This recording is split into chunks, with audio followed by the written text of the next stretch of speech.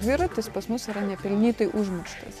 Kodėl Olandijoje dviračių važinėti negėda, o Lietuvoje Visagine, kuri galima per pusvalandį apeiti, ne tik tai apvažiuoti, kažkodėl daugybė automobilių ir kiekvienas sėdasi į automobilį ir menkiausius atstumus įveikia.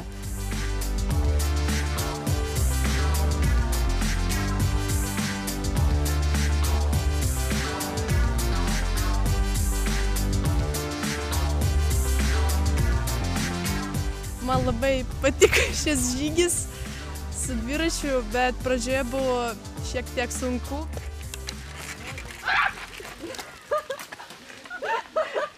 Įveda! Lysa! Kapės! Dar prisimočino.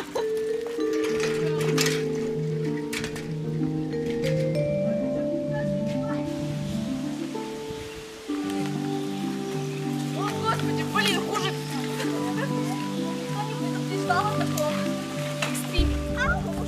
Šiek tiek sunku, bet paskui aš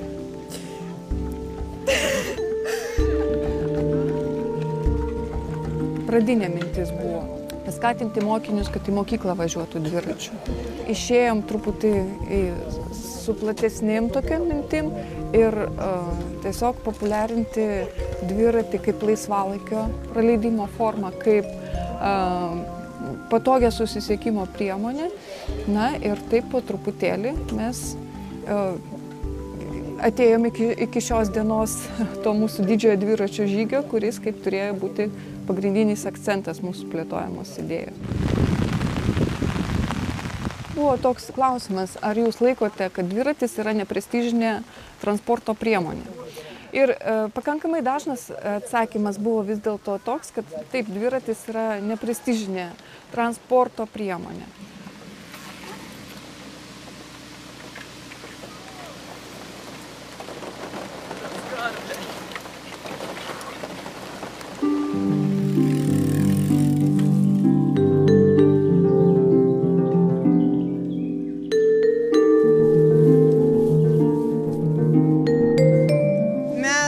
Išrinkome problemą, kad nelabai daug vaikų ir žmonių važiuoja dviratį. Tai suartina mus ir tai yra gera galimybė pabūti gamtoje.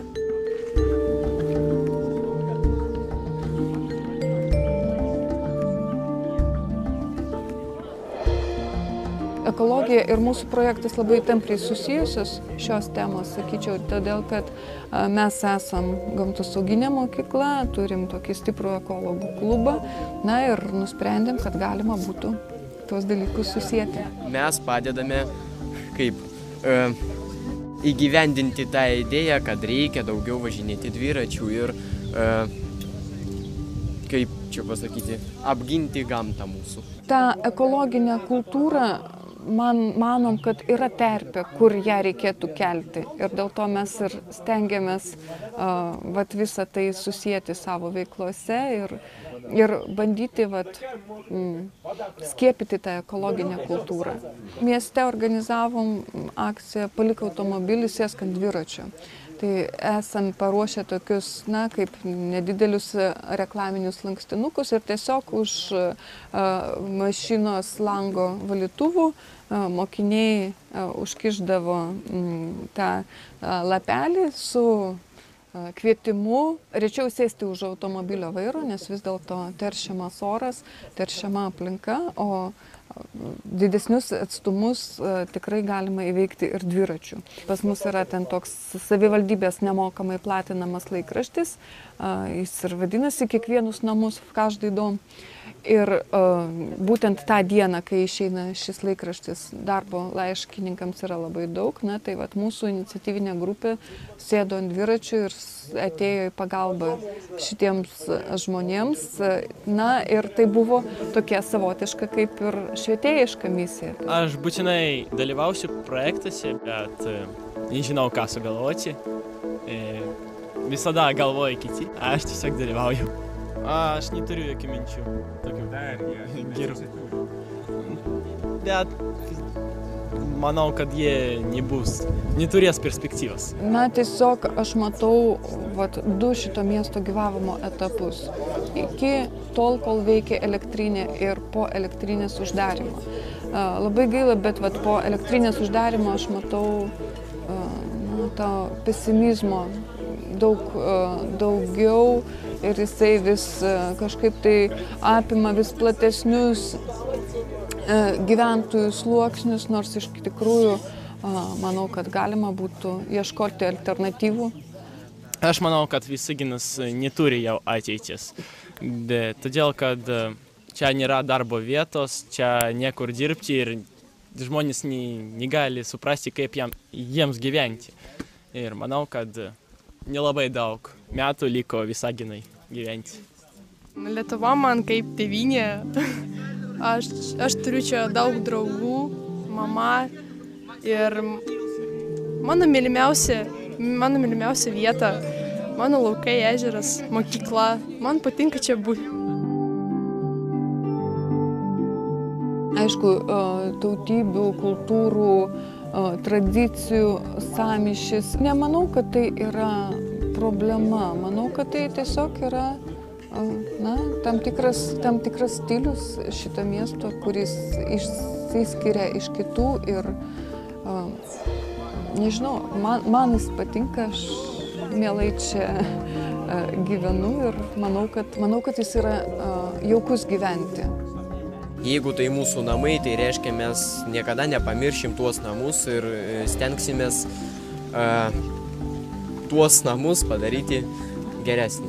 Manau, kad galima būtų ieškoti alternatyvų ir kitom veiklom, netgi jeigu imti tą pesimistinį variantą ir ta atominė nebus statoma.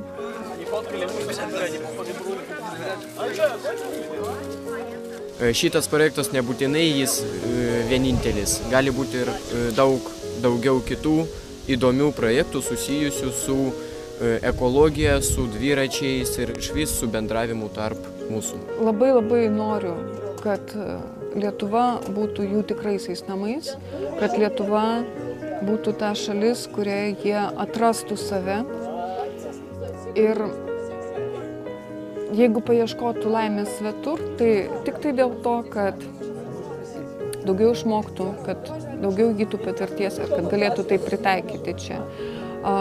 Aš be galo myliu savo šalį. Esu pati istorijos mokytoja, tai turiu labai daug sentimentų ir dėl Lietuvos praeities. Mes piliečiai, mes turim teisę įgyvendinti mūsų tėvynę ir padaryti kažkokią naujo mūsų tėvynį ir mūsų valstybė turi klausyti savo piliečius. Kartais manau, kad gal mes turėtume gal ir rečiau prisiminti tuos praeities skaudulius, labiau žvelgtume į ateitį, labiau tikėtume tą ateitim. Na ir ką aš šiandien dabartiniam vaikam, ką sakau, kad mažiau verkšlentume. Mes jaunimas ir mes turim kaip дорабатывать, продолжать mūsų miesto ateitį ir va. Galima ir pabėgti. Galima ir pabėgti, o galima likti ir, nežinau, mylėti savo tėvynį ir kažką duoti jai.